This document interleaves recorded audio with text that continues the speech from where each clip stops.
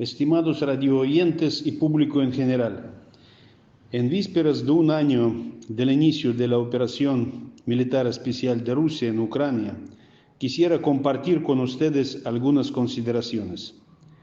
En primer lugar, es necesario recordarles que el objetivo de esta operación rusa es desmilitarizar y desnazificar el régimen criminal de Kiev, proteger a los habitantes rusos de las repúblicas de Donetsk y Lugansk, así como eliminar las amenazas existenciales a la seguridad de nuestro país en el contexto del acercamiento constante de la infraestructura militar de la OTAN hacia las fronteras de Rusia y de los planes militaristas ucranianos, incluso sus ambiciones de obtener las armas nucleares.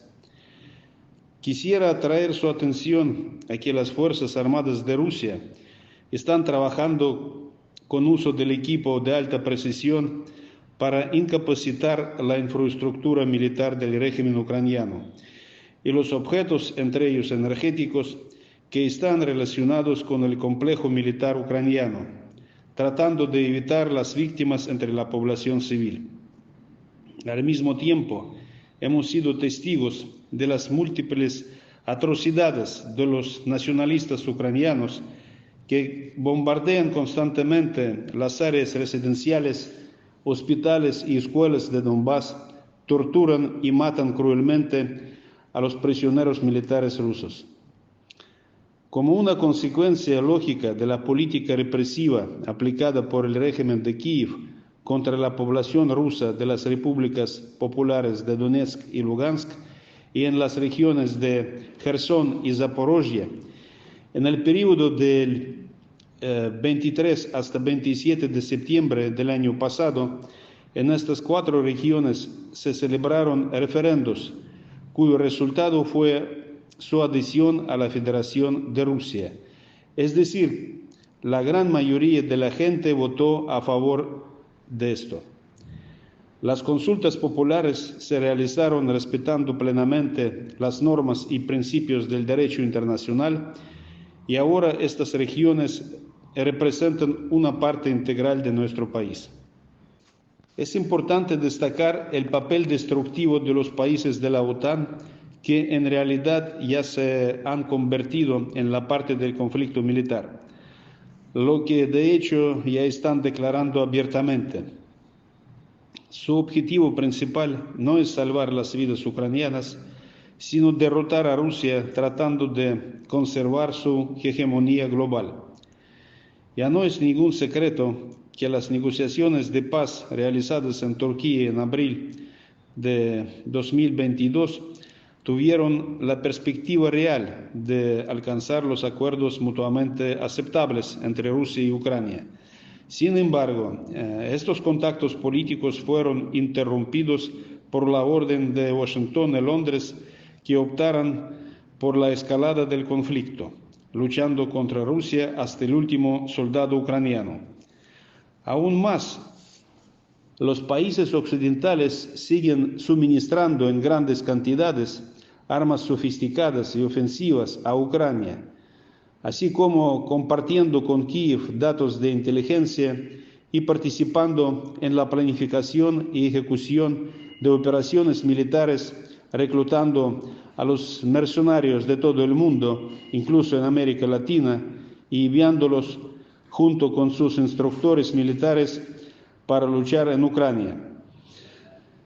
No hace mucho tiempo fue anunciado oficialmente que los Estados Unidos y sus aliados suministrarán al régimen de Kiev los tanques alemanes y estadounidenses Leopard y Abrams, misiles de mediano alcance y otro material bélico moderno.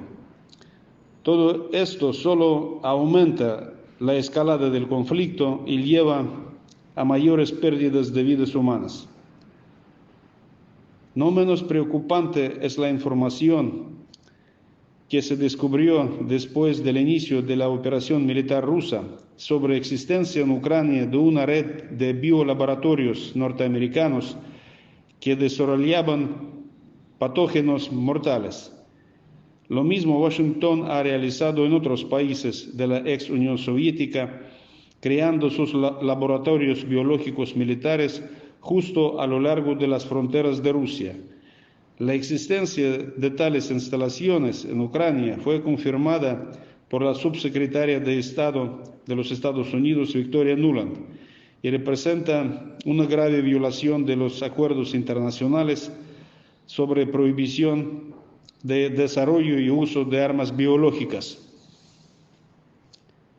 Además, se ha desencadenado una guerra híbrida contra Rusia, cuya parte importante es la descarada campaña de desinformación y rusofobia, con el fin de manipular la opinión pública mundial en contra de nuestro país. El Occidente colectivo aplica contra Rusia múltiples sanciones económicas ilegítimas, lo que aumentó las tendencias negativas en la economía mundial. Llevó a la ruptura de las conexiones comerciales tradicionales a nivel global, provocó la crisis energética y alimenticia. Ahora se prepara 10º paquete de restricciones antirrusas. Estos pasos agresivos unilaterales del Occidente causaron el año pasado un aumento sin precedentes de los precios de hidrocarburos y alimentación en el mercado internacional, afectando en primer lugar a los países en desarrollo. A pesar de eso, la economía rusa soportó esta tremenda presión. No sucedió el colapso económico pronosticado. Lo contrario, se fortaleció autoproducción, la importación paralela y diversificación de nuestros lazos comerciales con los países amigos. Otro ejemplo de hipocresía norteamericana fueron los ataques contra gasoductos de Nord Stream, que fue un importante elemento de la infraestructura energética en Europa. La investigación independiente del periodista norteamericano Seymour Hersh confirmó que las explosiones fueron realizadas por los buzos militares estadounidenses con la participación de Noruega. De hecho, los mismos funcionarios estadounidenses ya admiten que están detrás de las explosiones ocurridas en los Nord Stream. Hasta hablan de esto con gusto.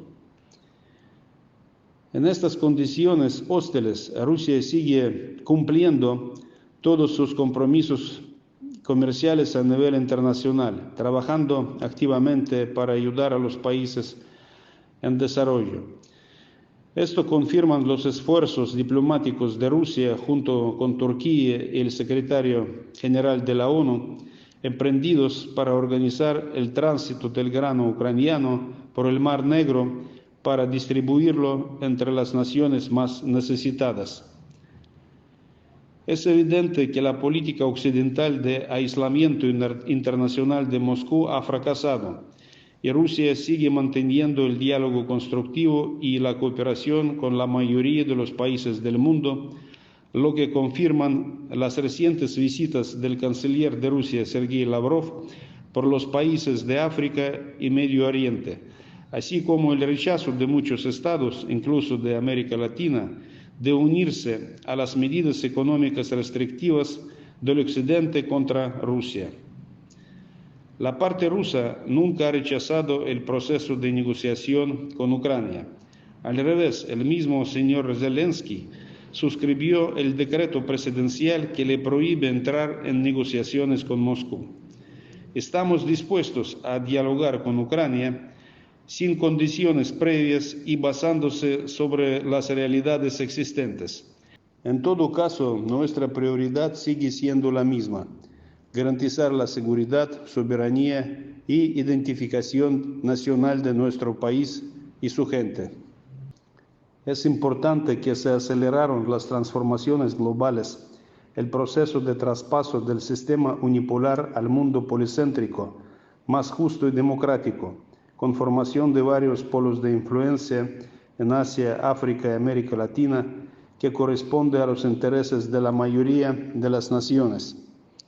Son los resultados más importantes después de un año del comienzo de la operación especial militar rusa en Ucrania. Para finalizar, quisiera destacar otra vez que con la información presentada no tratamos de imponer nada a nadie, solo que ofrecemos nuestro punto de vista, una opinión de la fuente alternativa para que la gente pueda hacer sus propias conclusiones. Espero que esto les ayude a tener un enfoque más objetivo y balanceado sobre la situación en Ucrania y alrededor de este país. Muchas gracias por su atención.